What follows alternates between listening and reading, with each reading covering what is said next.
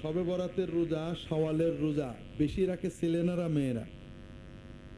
মহিলারা। কারণ মহিলারা ইবাদত করতে চান, আমরা যদিও সুযোগ দিই না। কিন্তু শাওয়ালের রোজা রাখে, আবার স্বামীর সাথে ঝগড়া করে, যা তা বলে, এরকম মহিলা আপনাদের এলাকায় কি আছে? 100-তে 2-3 জন তো হবে। এটা কেন? কারণ মহিলারা জানেন না যে শবে বরাতের শাওয়ালের রোজার চেয়েও স্বামীর সাথে হাসি খুশি ইয়ারকি মারা, স্বামীর সাথে দুষ্টুমি করা, স্বামীর সাথে ভালো ব্যবহার করা শাওয়ালের 6 রোজা রাখার চেয়েও বেশি সওয়াব হয়। এটা যদি তারা জানতেন, তাহলে কষ্ট করে শাওয়ালের রোজা যে মহিলা রাখতে পারে, সে মহিলা স্বামীর সাথে ইয়ারকি মারতে পারতো না? স্বামীর উপরে রাগ না করে শুকরিয়া করতে পারতো না? পারত। কিন্তু এটার ভিতরে যে এত সওয়াব আছে উনি জানেন না।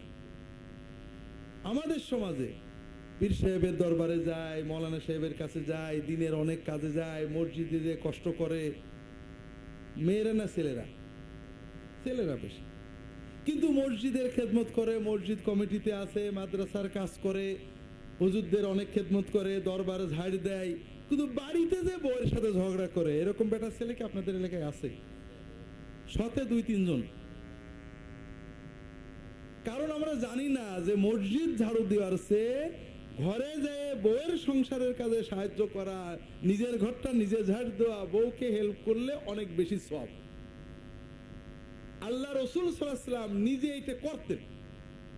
নিজের জুতো নিজে সেলাই করতেন, নিজের ছাগল নিজে ধুইতেন, নিজের ঘর ঝাড়তেন, নিজের কাপড় নিজে ধুইতেন, স্ত্রীর সাথে সংসারের কাজে সহযোগিতা করতেন, এক প্লেটে বসে খাইতেন, এক গালে তুলে খাওয়াই দিতেন, স্ত্রীর সাথে খেলা করতেন, স্ত্রীকে খেলা, মুবাহ খেলা দেখাতে নিয়ে যেতেন। কেউ সুবহানাল্লাহ কইনি।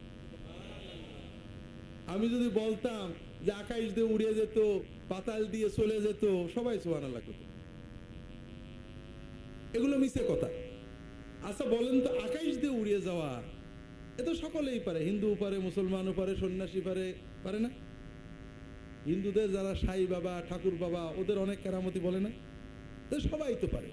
কিন্তু রাগের সময় বউ খারাপ কথা বলেছে, রাগ সহ্য করেছে, এইটা বড় কারামত না আকাশ দিয়ে উড়িয়ে গেছে সেটাই বড় কারামত? বলে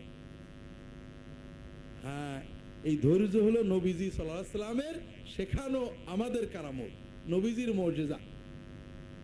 কিন্তু আমরা বড় রুচি পাল্টে গেছে, ওই আকাশ দিয়ে উড়িয়ে যাওয়া, পাতাল দিয়ে চলে যাওয়া বলে সুবহানাল্লাহ কই, আর রাসূলুল্লাহ সাল্লাল্লাহু আলাইহি ওয়াসাল্লামের সুন্নত শুনলে সুবহানাল্লাহ মুখেই আসে।